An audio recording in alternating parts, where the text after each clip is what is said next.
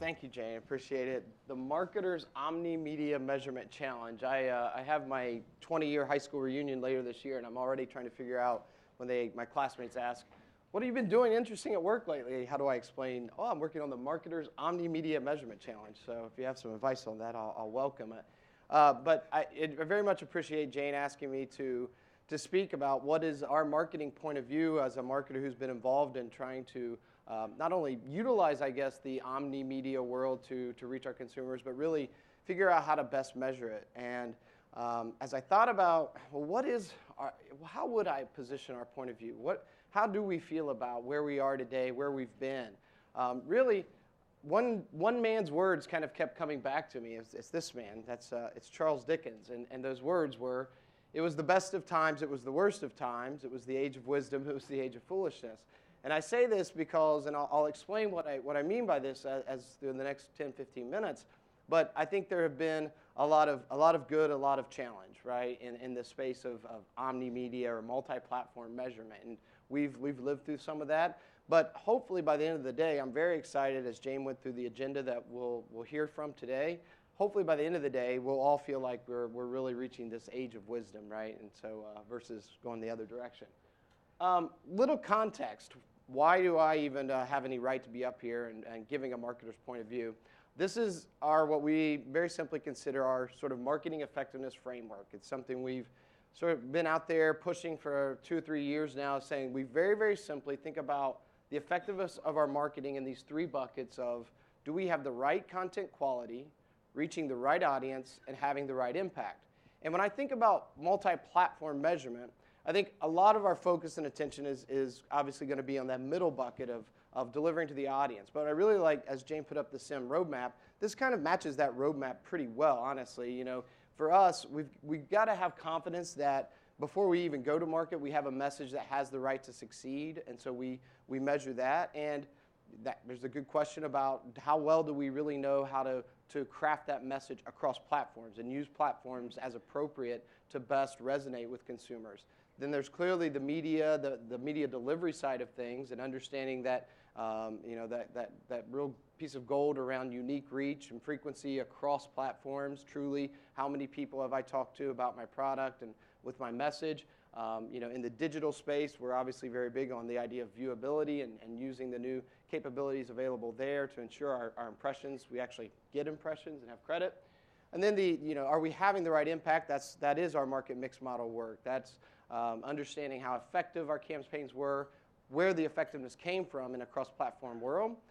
Did it drive equity? Do we look at brand survey lists, all those kind of things. So when I think of cross-platform, it's in this context. And the other thing I'd say is we've done a lot in the area of cross-platform measurement. I think we've been fairly progressive as a company. I'll do a little company name dropping because you're all here in the room, right? We've worked with the ComScore on cross-platform. We've worked with Nielsen.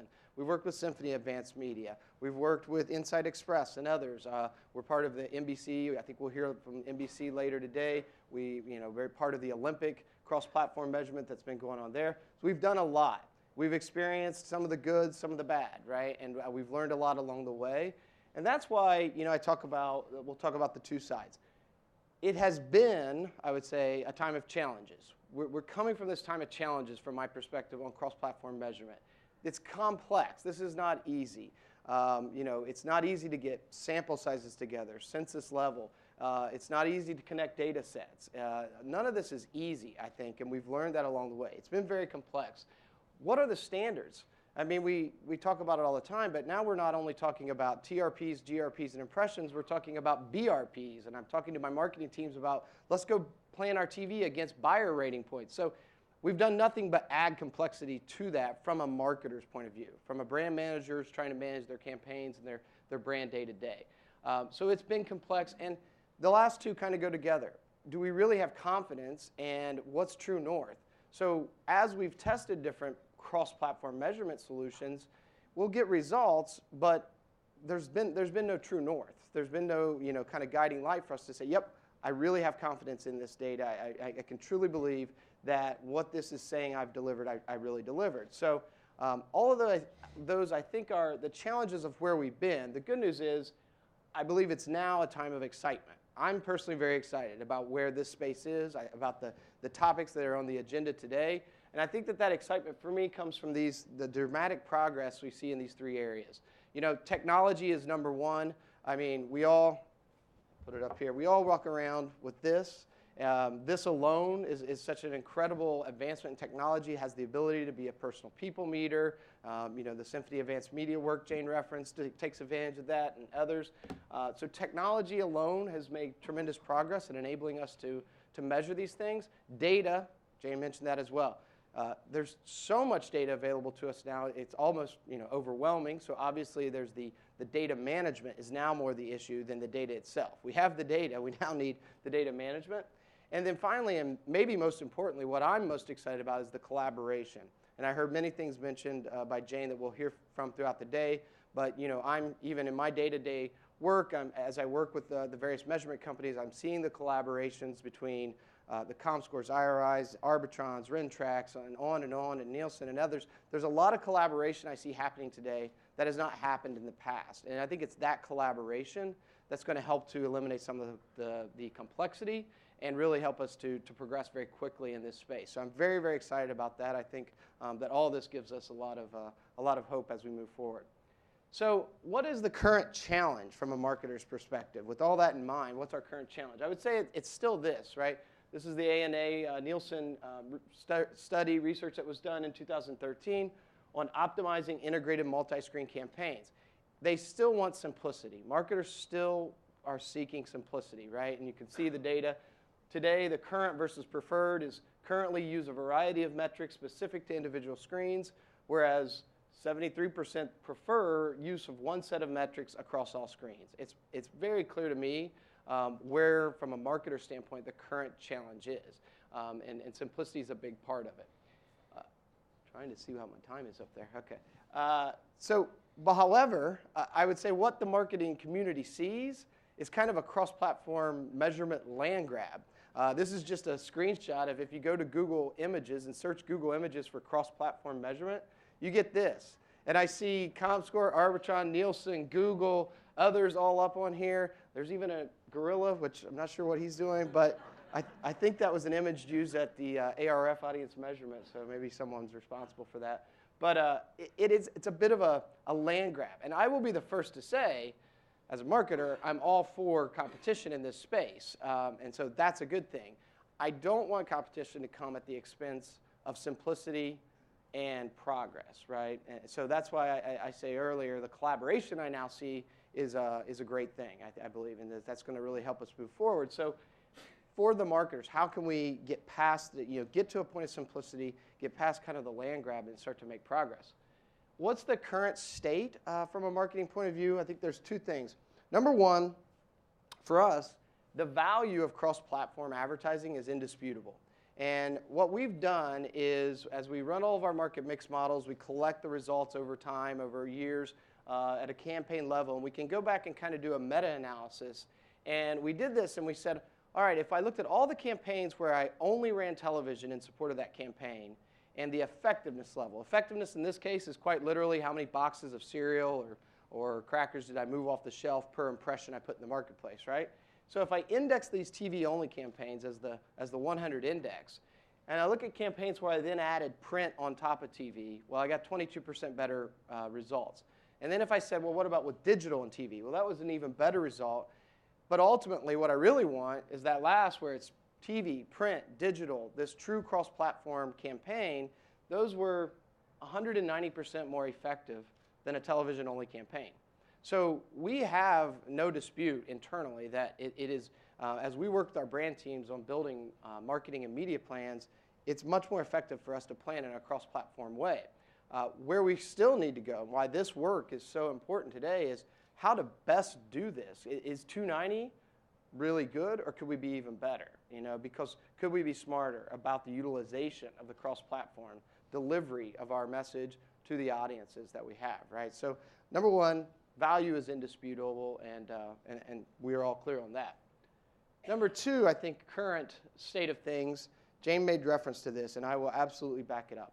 Where marketing is going for large advertisers is very clearly to enable these data-driven ecosystems, I call it, right? And it's not just programmatic. We'll talk about programmatic and other things, but to me, it's really, truly a data-driven ecosystem. Marketing is becoming data-driven, where the most effective marketers will utilize decision-making capability that in nearly real time or in real time really optimizes these things. Who, where, what, when. And we've all seen who, where, what, when probably for years. The difference, I think, is in the ability for data and technology to drive these real-time decisions as to who. That could be a cookie, it could be a set-top box ID, it could be a mobile phone number.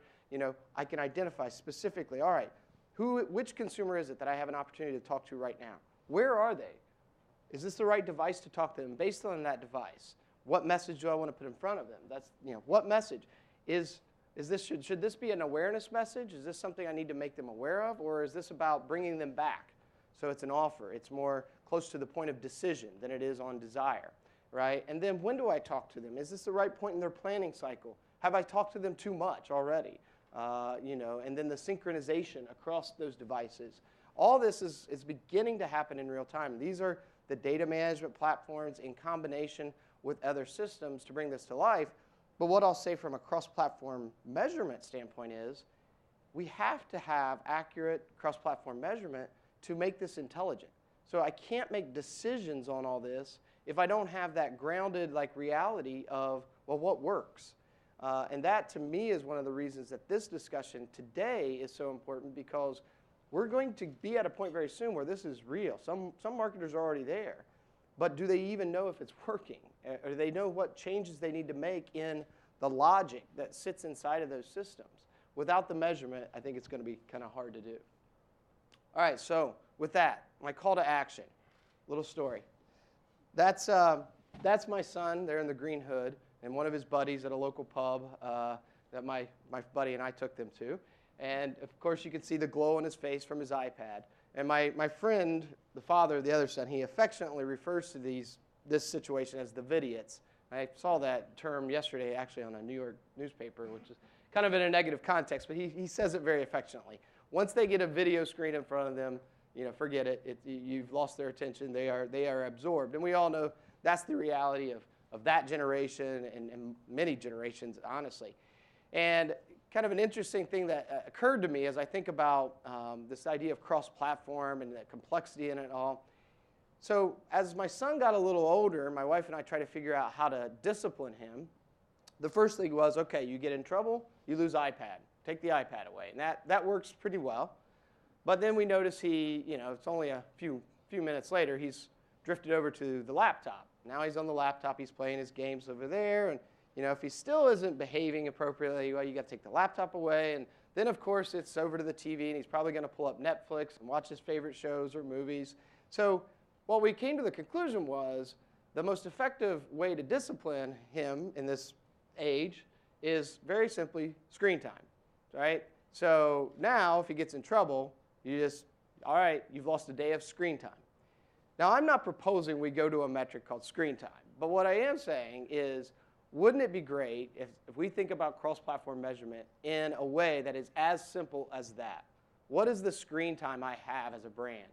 What am I buying in terms of screen time? And again, I'm not looking for a literal metric, but I do think it's interesting that we can have something that simple like with his generation, and it's very effective, but yet we're still so complex in how we measure the media that gets delivered to his generation, right?